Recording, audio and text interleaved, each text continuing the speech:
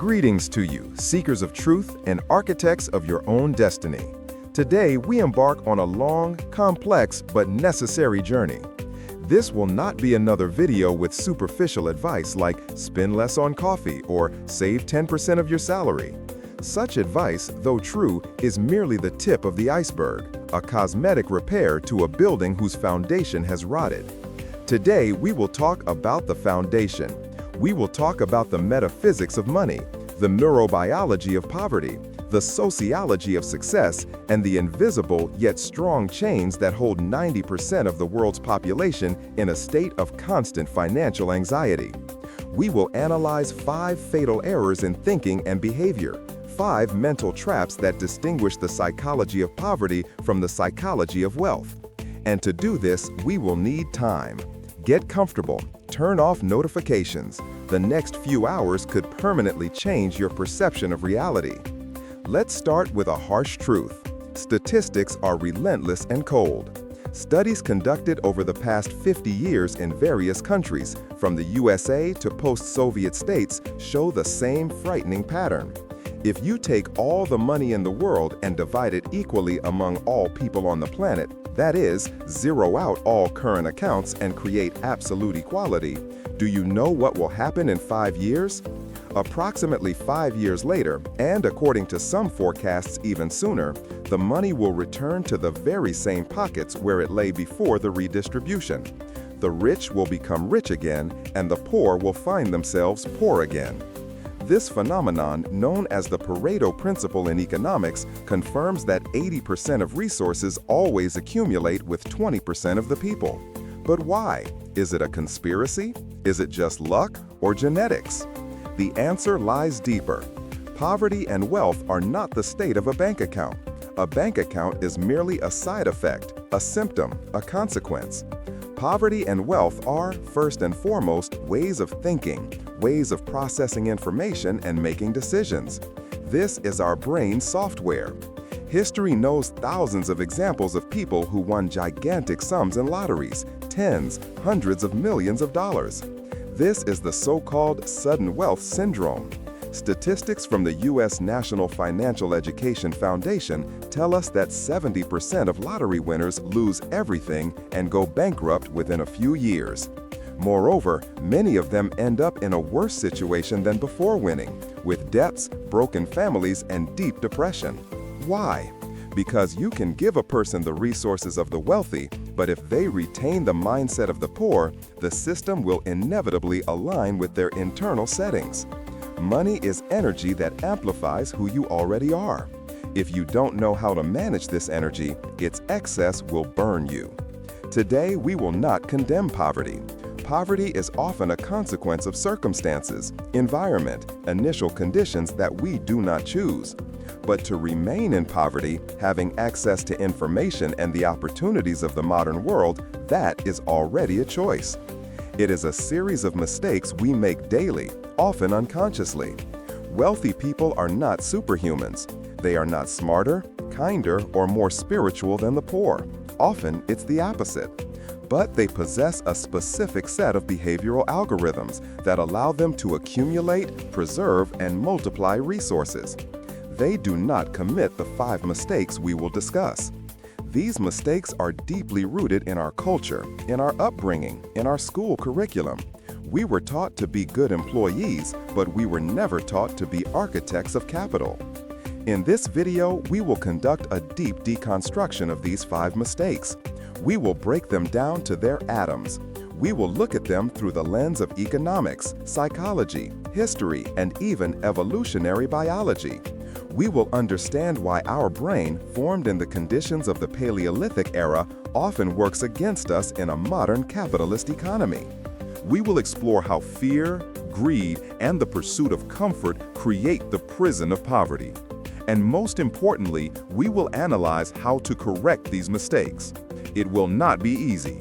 Rewiring the brain is a painful process, but the price you pay for ignorance is always higher than the price you pay for learning. If you are ready to look into this abyss to build a bridge to the other side, let's begin. Mistake number 1. A pathological relationship with time and the trap of linear thinking. The first and perhaps most fundamental mistake made by people with a poverty mindset concerns their relationship with the fourth dimension, time. And here we are not talking about time management in the usual sense of how to get more things done. We are talking about the philosophy of perceiving time as a resource and the planning horizon. Let's return to the famous marshmallow test, conducted at Stanford University in the late 1960s under the guidance of psychologist Walter Mischel. Children were offered a choice: get one marshmallow right now or wait 15 minutes and get two. It seems like a simple test of willpower. But when scientists tracked the fate of these children 20, 30, and 40 years later, the results were astounding. Those who were able to delay immediate gratification for a greater reward in the future proved more successful on all fronts. They had better education, stronger health, a lower body mass index, and, crucially for us, significantly higher income and accumulated capital. A poverty mindset is characterized by what economists call hyperbolic discounting. This is a cognitive bias where a person prefers smaller but immediate rewards, ignoring larger but delayed benefits. A poor person lives in an here and now mode. And this is not the enlightened here and now of a Buddhist monk, it's the anxious here and now of survival. Evolutionarily, this is explainable. For our ancestor in the savannah, the promise of a mammoth in a year was worthless, because they might not live to see that year. Eating a berry now was more reliable. But in a modern economy, this instinct becomes fatal. The mistake of poor people lies in their inability to separate pleasure from the act of purchase. When a person with a poverty mindset gets disposable income, their first reaction is to spend it to get a dopamine rush. A new phone when the old one still works. Branded clothes when they have debts. A celebratory dinner with their last money. This is an attempt to buy the feeling of wealth without actually being wealthy. It's a simulation. Wealthy people, on the other hand, know how to endure the discomfort of discipline for the sake of future freedom. They understand the concept of opportunity cost. By spending $1,000 today on entertainment, they don't just lose $1,000. They lose the 10, 15, or 20,000 into which that 1,000 could have transformed in 20 years with smart investing. But the problem of time goes even deeper. It's the problem of linear income. The vast majority of people sell their time for money. This is the formula: time equals money. You work an hour, you get paid for an hour. You work a month, you get paid for a month. This is a poverty trap from which it's impossible to escape simply by working harder. Why? Because time is the only strictly limited resource. You only have 24 hours in a day. Even if you don't sleep or eat, you cannot sell more than 24 hours. Your income has a physical ceiling. Wealthy people never make the mistake: a linear correlation between time and money. They break this equation. They create systems, assets, and mechanisms that work independently of their personal time. This is a shift from an employee mindset to a creator mindset.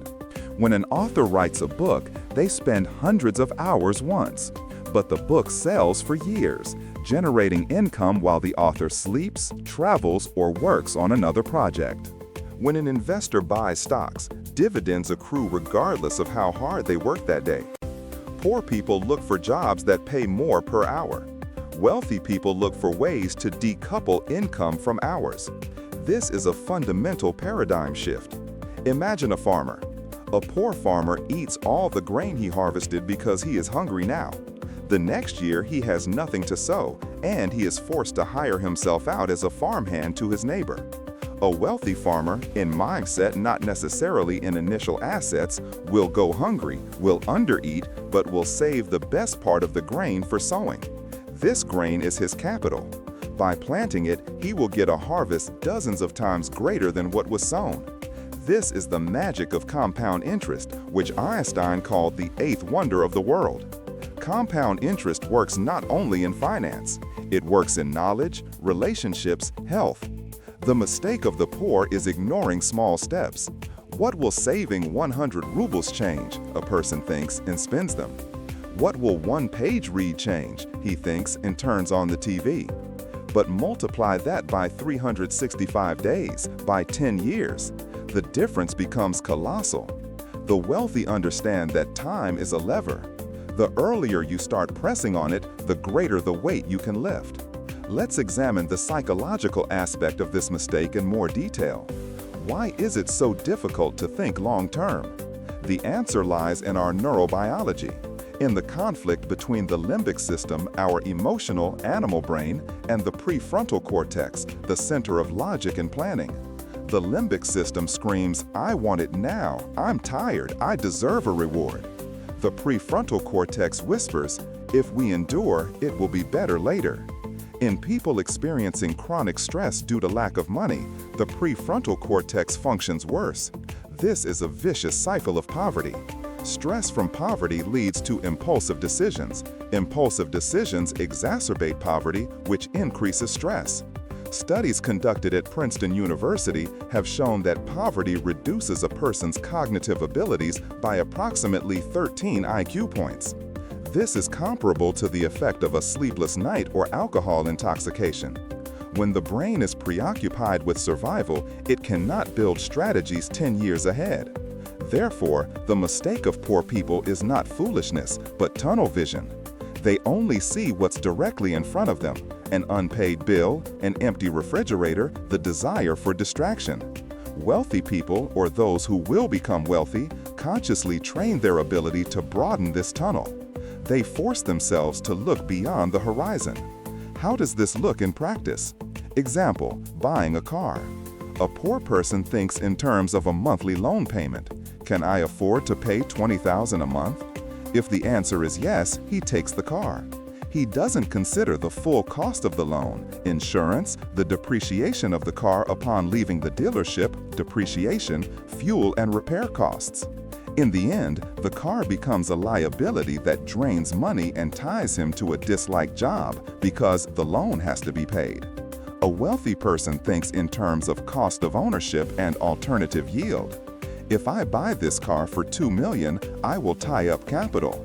If I invest these $2 million at 15% annual interest, they will bring me $300,000 a year.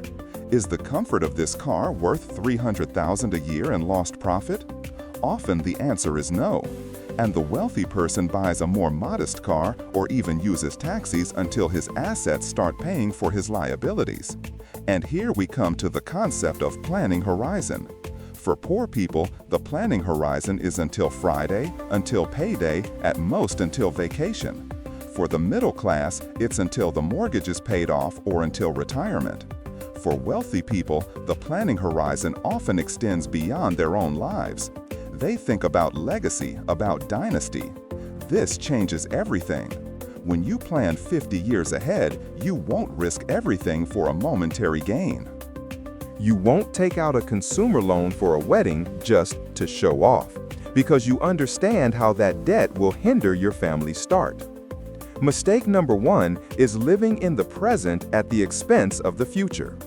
It's an inability to negotiate with your future self. Imagine yourself 20 years from now. That person will either thank your present self for sacrifices and wise decisions or curse you for weakness and foolishness. Poor people ignore this future person. They rob him. They take a loan, that is, they take money from their future to spend it today. The wealthy invest. They send money into the future so that it meets them multiplied there. To summarize the first mistake, it is a mistake in perceiving time.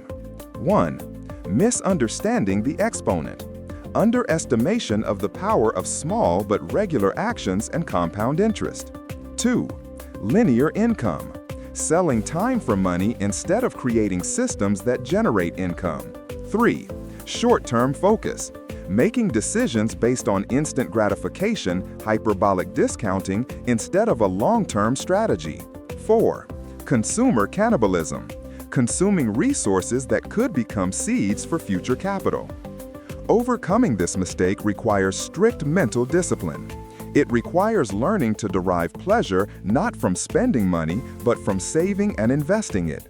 It requires loving the process of numbers growing in an investment account more than the process of buying a new trinket. This is a change in dopamine pathways. And this is the first, most difficult step. Until you learn to manage time and delay gratification, no business schemes will make you rich. You will simply let large streams of money pass through you, remaining empty-handed. But this is just the beginning. The second mistake we will discuss concerns the poor person's greatest enemy, an enemy disguised as a friend. We will talk about the misunderstanding of the word asset and the financial illiteracy that makes people voluntarily put shackles on themselves.